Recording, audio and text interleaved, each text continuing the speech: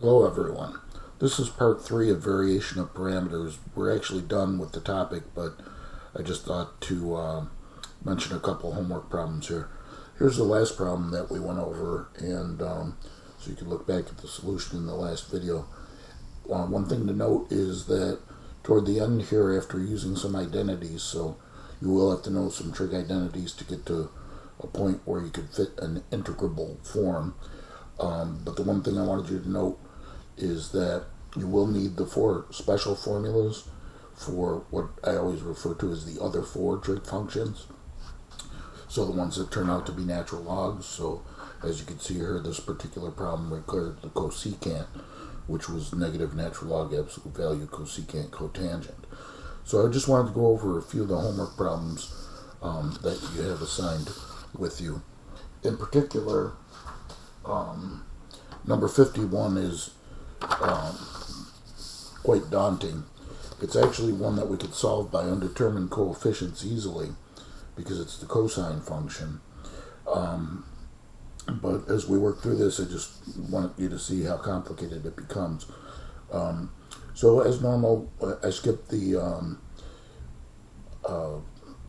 associated homogeneous, but there's the characteristic equation, there's the roots, and then the complementary solution. So we take y1 to be cosine 2x, y2 to be sine of 2x. Here's the situation I was talking about in the last video where there's like a 2 involved. So you would factor out the 2, excuse me, and then you're left with cosine squared plus sine squared. So 2 times 1, of course, is 2.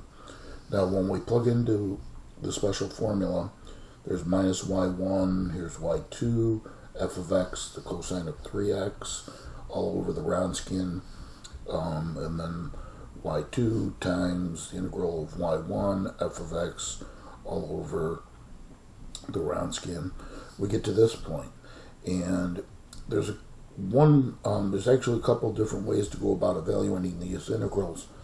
The problem is that the arguments are not the same. So if they were the same, we could use a basic U substitution, but since they're not the same, we have to use integration by parts. And so I chose the tabular method, and you can see it gets a little bit involved because the actual integral comes back to itself.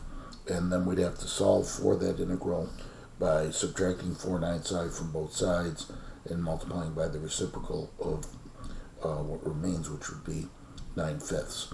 And then we have to do the same thing for the second integral, and then we get to the particular solution that way. And you could follow through with the rest of the algebra. So you can see it's quite involved. You won't get anything like this on the exam, and if you don't care to try this problem, that's fine. But one that I wanted to go over with you just to reinforce is number 53. So if you look at number 53 on page 184,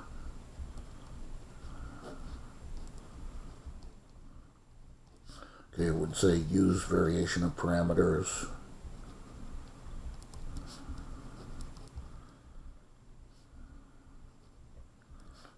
To find y sub p.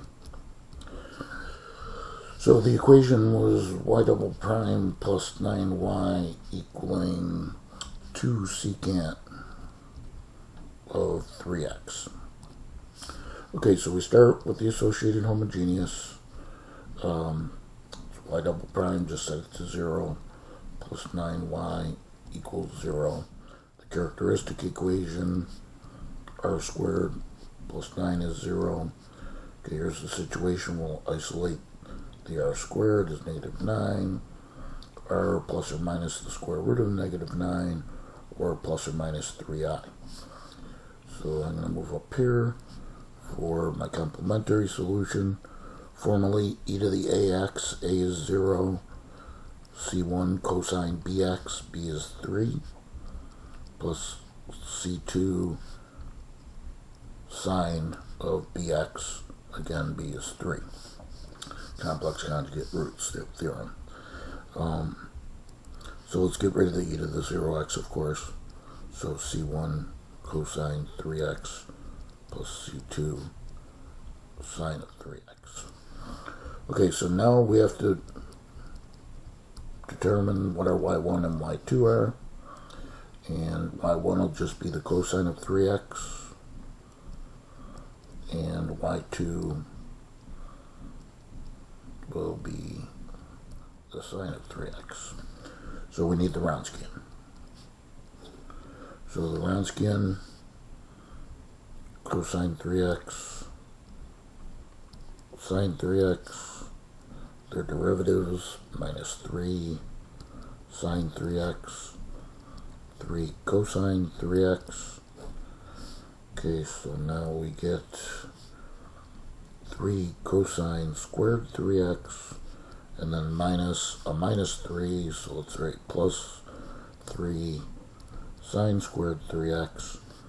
And showing this formally, we'll factor out the 3, and we're left with cosine squared 3x plus sine squared 3x.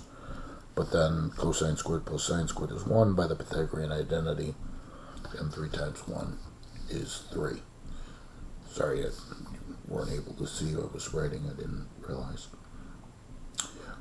So just to recap what you didn't see in real time there, there's 3 cosine squared. Here's a minus 3 sine squared, making it plus 3 sine squared. Factor out the 3, and there's the identity. Okay, so now the formula, y sub p, I'll rewrite it, is y1, excuse me, minus, let me just double check, y1 integral y2 times f over w with respect to x, and then plus y2 integral y1f over w with respect to x. And so making our substitutions, y sub p is minus y1 cosine 3x times the integral of y2 sine of 3x times the function, and the function go back up to the non-homogeneous differential equation. It's 2 secant of 3x,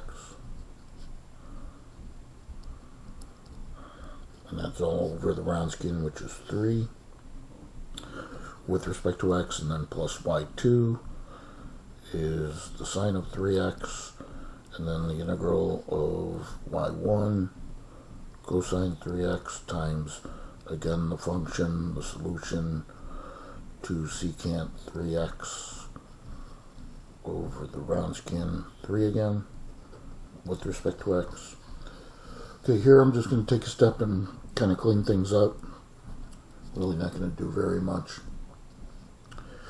Just going to leave the negative cosine 3x. Actually, let's pull out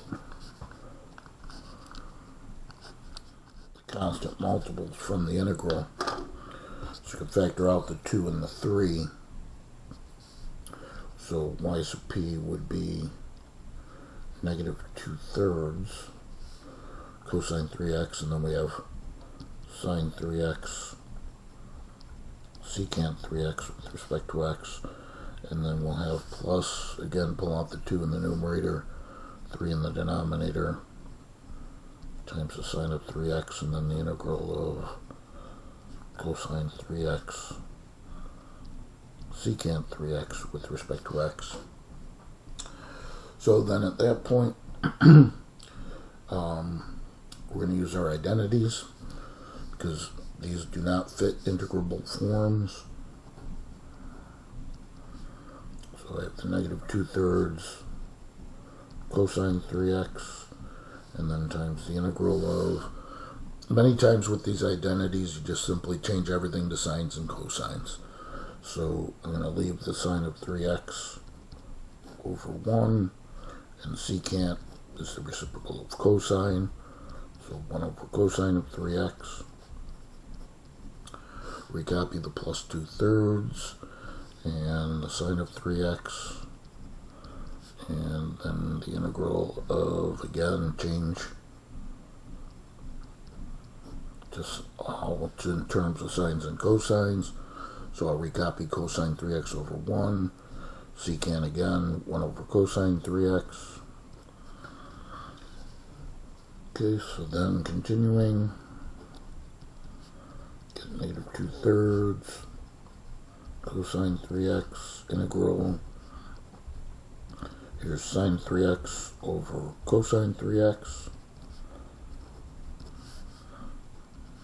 And here plus 2/3 sine of 3x, integral. Cosines cancel, we just get 1. Okay, so that's readily integrable.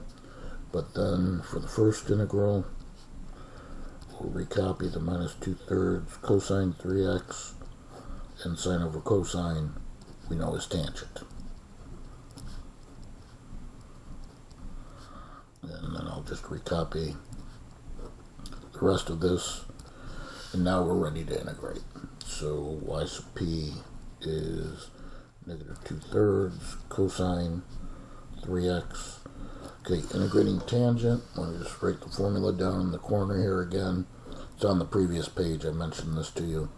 Tangent of u integrates to be negative natural log absolute value of cosine of u.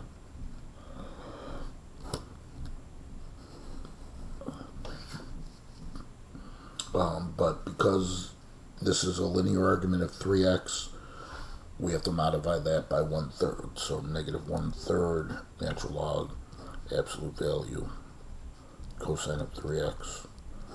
Close up the absolute values, recopy the plus 2/3 sine of 3x, and 1 integrates to be x. And so finally, just making it look a little better, minus 2/3, well actually, let's make that plus 2/9, because the negative 2/3 times the negative 1/3, and then we'll have cosine 3x, and then the natural log absolute value